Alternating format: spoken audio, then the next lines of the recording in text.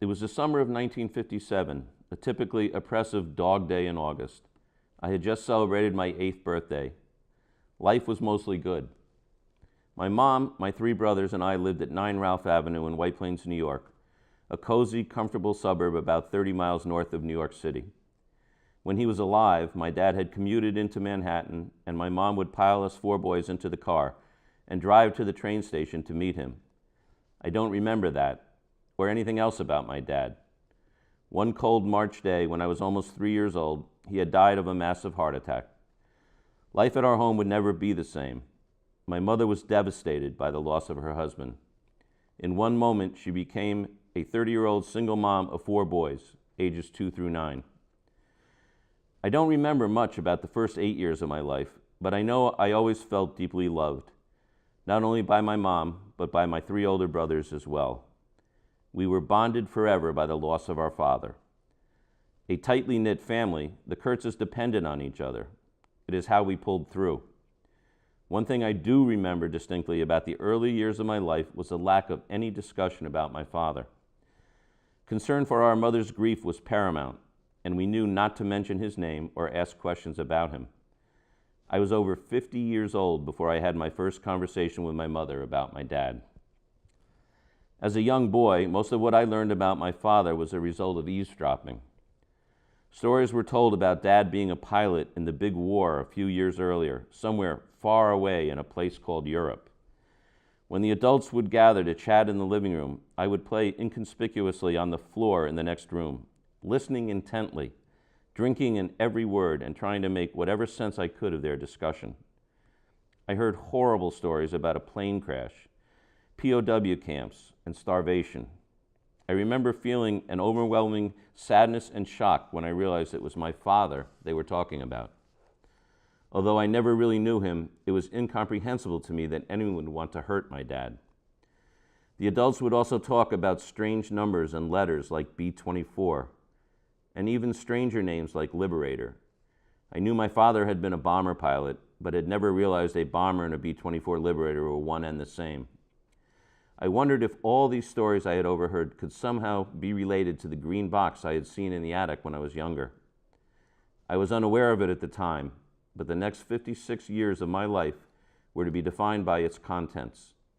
My quest to find out about this wonderful man, the father I never knew, was about to begin. It was a steamy, late summer's afternoon. I had just turned 8, and I realized I could wait no longer to discover what was in the green box. I needed a time when all 3 of my brothers were not home. It was an unspoken rule that the box and its contents were off limits, and I couldn't take the chance that one of them would tell my mom what I was planning to do.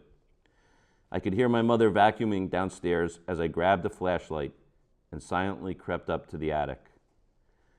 I opened the door and was met by a blast of heat. It must have been close to 100 degrees up there, but that wasn't going to stop me. It took a couple of seconds for my eyes to adjust to the darkness, and as I waited impatiently, I worried that my mother would soon come looking for me. Every second was important. I stood there squinting as objects began to take shape, and then suddenly there it was, the green metal box that I knew had been my father's. About 9 inches long and 4 inches tall and olive drab in color, it was sitting on the shelf of an old yellow bookcase.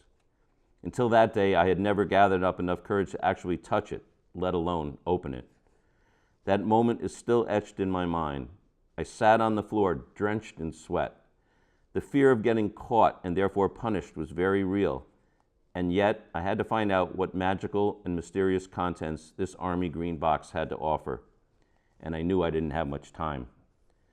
I nervously opened the lid, and the first thing revealed by the beam of my flashlight was an array of colors: reds, silvers, yellows, greens, and a particularly striking purple. I would find out years later that they were the ribbons my dad had earned and worn on his dress uniform. There were also 2 navy blue boxes with the words Air Medal on one and Purple Heart on the other. I looked at the Air Medal box first. Slowly, with a lump forming in my throat, I opened it. The ribbon was a stunning blue and orange that mesmerized me. On the face of the medal was an eagle with a fierce expression. Its talons held lightning bolts.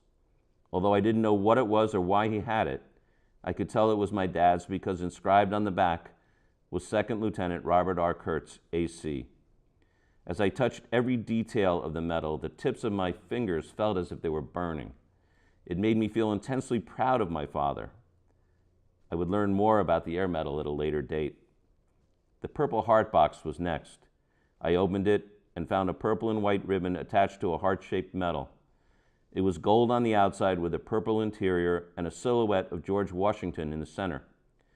I was spellbound.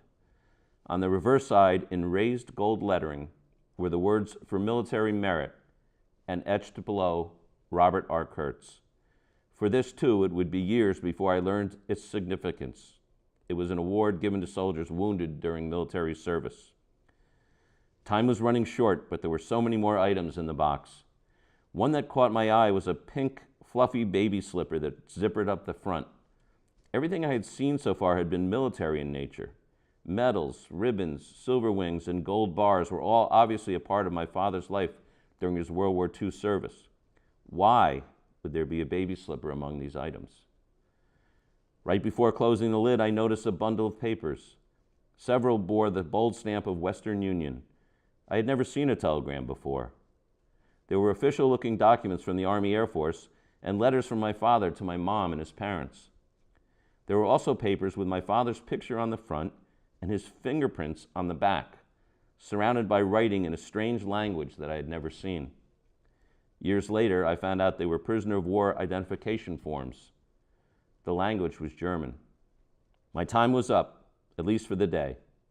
A whole new world had opened up to me. I had so many questions, some of which would not be answered for years. But one thing was undeniable. As I closed the box, I knew my life had been changed forever.